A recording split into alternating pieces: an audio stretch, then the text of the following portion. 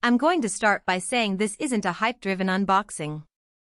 I know you're probably sitting on a stack of spec sheets and wondering if the Neumann MT48 is really worth the space it will take on your desk, the money you'll spend, and the time you'll need to learn its workflow.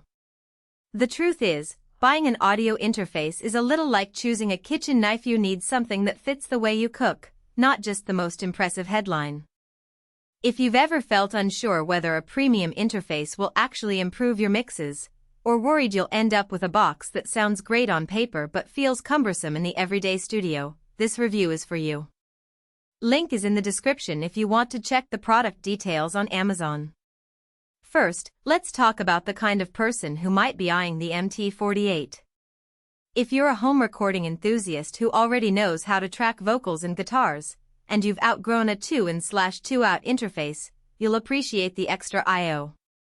If you run a small project studio that does voiceovers, podcasts, or a couple of instrument tracks a day, the 4-line outputs, 2 headphone outs, and the ability to route separate mixes to each output can save you a lot of repatching. Conversely, if you're just starting out and only need a single mic and a pair of headphones, the MT48 is probably overkill both in price and in the learning curve. The most immediately noticeable strength is the conversion quality. Neumann touts a 136 dB dynamic range, and in practical terms that means when you record a quiet acoustic guitar in your bedroom, the noise floor stays well below the audible range, even after you boost the signal in post. I've run a few test tracks through the MT48 and compared them side by side with a budget USB interface that claims 110 dB SNR. The difference is subtle on a casual listen but becomes clear when you're pulling up low-level details like the whisper of a bow on a violin or the faint ambience of a room. For anyone who cares about preserving those nuances, that extra headroom translates to less reliance on heavy post-EQ or noise reduction plugins. Another practical advantage is the dual mic/line preamps. They're not just premium in name, they have enough gain to bring a low-output ribbon mic up to line level without screaming in the background, and they stay clean for high-output dynamic mics as well. What this looks like in a real session is being able to plug a Shure SM57 for a snare and a Neumann TLM-103 for a vocal into the same box, switch between them on the fly, and keep both channels at optimal levels. The built-in DSP EQ, dynamics, and a modest reverb lets you sculpt a rough mix right at the source, which is handy when you need to hear a working balance through headphones without adding extra plugins later. Where the MT48 really shines is in its connectivity flexibility.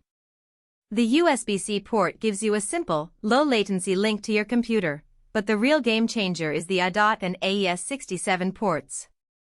If you own a second-generation audio interface or a rack-mount preamp that outputs ADAT, you can expand your channel count without buying a whole new box. I've used the MT48 to connect an external analog console via AES67, and the result was a seamless integration where the MT48 became the central hub for routing audio to headphones, monitors, and the DAW. For a small studio that already has gear, this can be a cost-effective way to future-proof your setup. Now, let's address the trade-offs. First, the touchscreen control panel feels slick, but it can be a double-edged sword. In a quiet room, the touch interface is intuitive: tap to select a channel, swipe to adjust a fader, and the on-screen meter updates instantly. However, when you're in a louder environment, say recording drums in a live room, your fingers often miss the precise spot you want to hit, especially when you need to make fine adjustments during a take. I found myself reaching for the physical knobs on the front panel for quick changes, and even then, the knobs are shared across 4 independent mixers, which can get confusing if you're not accustomed to assigning them deliberately. Another practical weakness is the software integration. Neumann ships a driver and a control application that works well on Windows 10 and macOS Ventura, but the interface isn't as polished as some competitors. The DAW routing tab can feel cluttered, and you may need to spend a half hour tweaking the preset to match your preferred workflow. If you're a user who expects plug-and-play with zero configuration, you'll need to be patient for that initial setup. The learning curve is not insurmountable, but it's there. Power consumption is also worth mentioning. The MT48 draws more power than a typical 2-in/2-out box, so if you're planning to run it off a laptop during a mobile session, you'll want a robust power bank or keep the main adapter handy. In a fixed studio, this isn't a deal breaker, but it's a hidden cost that some buyers overlook.